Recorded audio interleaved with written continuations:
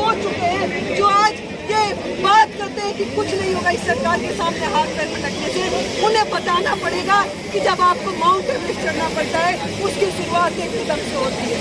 उनको ये बताना पड़ेगा कि जब आपको छत पे जाना होता है तो आप पहली सीढ़ी पे चढ़ते हैं, आप जमीन से छत पर सीधे नहीं पहुंच पाते हैं। तो जब आप पहला शब्द बोलेंगे, जब आप पहला वाक्य बोलेंगे, जब आप पहला नारा लगाएंगे, जब आप पहली बात रखेंगे, उस दिन से आपकी लड़ाई शुरू होगी। और ये जरूरी है कि अब लोगों तक ये बात लेकर जाए, लोगों को जगाएं, उन्हें एकजुट करें।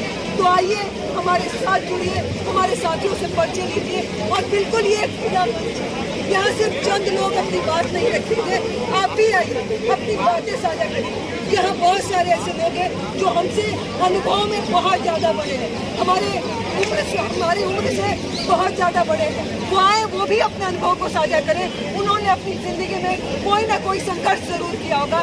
किस तरीके से संघर्षों में हमें एकजुट होने की जरूरत होती है, साझा शक्ति के दम पर हम किस तरीके से बड़े बड़े आंदोलनों को जीत सकते हैं, वो भी अपने अनुभव को यहाँ आए, साझा करें, हमारे साथ जुड़े। इसी के साथ में चंदन के साथ रहेगा। क्या लोगों का मानना है कि ये आंदोलन जिस तरीके से महिला आंदोलन जो खिलाड़ियों का आंदोलन हुआ था, वुमेन्स खिलाड़ियों का, पहलवानों का, वो आंदोलन कमजोर पड़ गया था और खत्म हो गया था, उनको दबा दिया गया था, क्या ऐसे भी ये भी आंदोलन को दबाया जाएगा? ये स्टूडेंट का मैटर है सबसे मेन।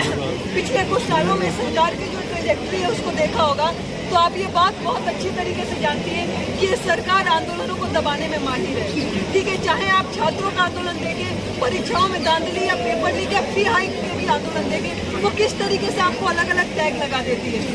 पहलवानों का आंदोलन को भी दबाने की कोशिश की गई थी, इस आंदोलन को भी दबाने की कोशिश की जा रही है। आप जाइए देखिए सोशल मीडिया पे किस तरीके से जो लोग कभी यहाँ आए भी नहीं है वो गलत नैरेटिव फैलाने का काम कर रहे हैं और सरकार के लोग बिल्कुल इसमें शामिल है। इसीलिए हम लोग ये बात कर रहे हैं कि ये आंदोलन सिर्फ चंद दिनों का, ये चंद महीनों का आंदोलन नहीं है और ये आंदोलन सिर्फ धर्मेंद्र प्रधान के इस्तीफे तक भी सीमित नहीं होगा। आपको उस व्यवस्था के खिलाफ बोलना पड़ेगा, उस व्यवस्था की जड़ में जाना पड़ेगा।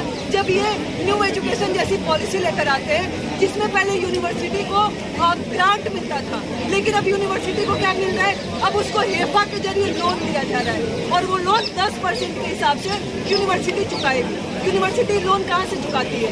यूनिवर्सिटी लोन चुकाएगी छात्रों के फीस से, तो हर साल फीस में बढ़ोतरी की जाएगी। तो इसीलिए ये 1 दिन 2 दिन का आंदोलन नहीं है, आपको लॉन्ग टर्म के लिए इस आंदोलन को चलाना पड़ेगा और इसीलिए सिर्फ जंतर मंतर का आंदोलन है। इसके लिए जरूरी है कि आप यहाँ से बाहर भी जाएं, आप जनता के बीच इस आंदोलन को लेकर जाए और यही बात सोसाइटी हम लोग बार बार कहते हैं। एक क्वेश्चन और रहेगा, मैंने यहाँ कुछ लोगों से बात करी, जिनसे भी बात करी हूँ, लोगों से भी बात करी हूँ। कुछ बच्चों ने ये बोला कि हम कुछ फैमिली ऐसी है जो अपने बच्चों को यहाँ नहीं पहुँचने दे रही है जब बिकॉज उनको गवर्नमेंट से डर लग रहा है। उन लोगों से, उन फैमिली से, उन जेंजी से क्या आप कहना चाहोगे कि वो यहाँ पे किस तरीके से आके अपना सपोर्ट दें, आप लोग के साथ खड़े होंगे, वो अपने डर को कैसे खत्म करें?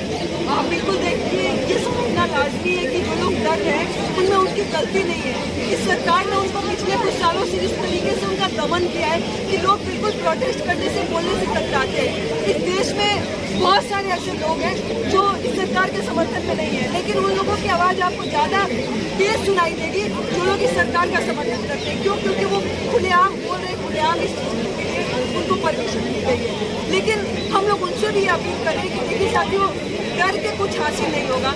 अगर आप ये सोचेंगे कि आज पड़ोसी के घर में आग लगी है, उस आग की लपटें आपके घर तक नहीं पहुँचेगी, तो ये मुमकिन नहीं है। अगर पड़ोसी के घर में आग लगी है तो गाए बगाए कुछ दिनों में, कुछ घंटों में जरूर उसकी लपटें आपके घरों तक भी आएंगी। आज नीट में आपके पड़ोसी के बच्चे की जान गई है, हो सकता है कि कल रोजगार ना मिल पाने की वजह से आपके बच्चों की भी जानें चली जाए। तो इसीलिए और बिल्कुल ये भी बात हमें समझना चाहिए कि इंसान होने के नाते कि जिन बच्चों ने सुसाइड किया है, जिन बच्चों को इस सिस्टम ने मारा है, वो बिल्कुल हमारे अपने भाई बहन नहीं है, लेकिन वो भी इस समाज के बच्चे, इस देश के बच्चे हैं जिन्होंने सपना देखा होगा और शायद वो डॉक्टर बनते तो हम बहुत सारे लोग उनसे इलाज कराने भी जाते।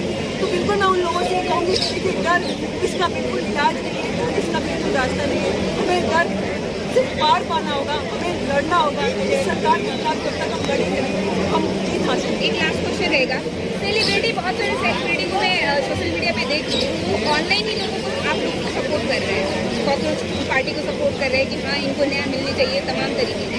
क्या उनको ऑनलाइन को छोड़ के फ्लोर पे आने की जरूरत है? उनको आप क्या संदेश देना चाहोगे? देखिए, सेलिब्रिटी क्रिकेटर इनकी बात को मतलब ये शायद क्या वो अपनी लाइमलाइट पे आने के लिए लोग ऐसे देखे होंगे जिन्होंने इस मुद्दे का समर्थन किया होगा। कई सारे लोग ये कह के मुकर जा रहे हैं कि हम तो पॉलिटिशियन नहीं है तो हम इस मुद्दे पे नहीं बोलेंगे। लेकिन आप एक बात बताइए, इस देश में आप क्या पहनेंगी, आप क्या पढ़ेंगी, आप किससे शादी करेंगी, आपका हर कुछ सब कुछ पॉलिटिक्स तय करती है।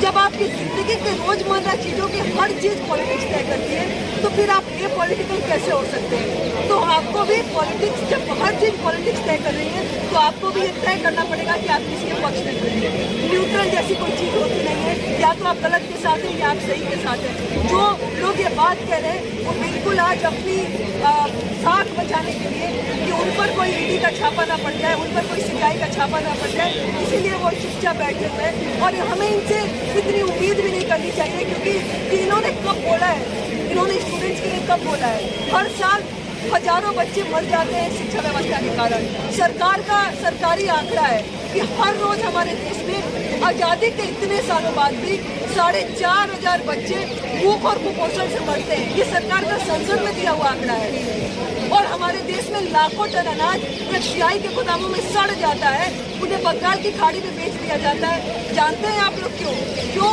क्योंकि मुनाफा ना मारा जाए बड़े बड़े पूंजीपतियों का। उन्हें डेनमार्क और स्वीडन में भेज दिया जाता है कुत्तों को जो बिस्किट बनाई जाती है खाने के लिए, वो बनाने के लिए। लेकिन हमारे खुद के देश में 4,500 बच्चे मर जाते हैं, तब इनकी आवाज़ नहीं निकलती है। तो हमें इनसे उम्मीद भी नहीं करनी चाहिए कि ये लोग हमारे लिए बोलेंगे।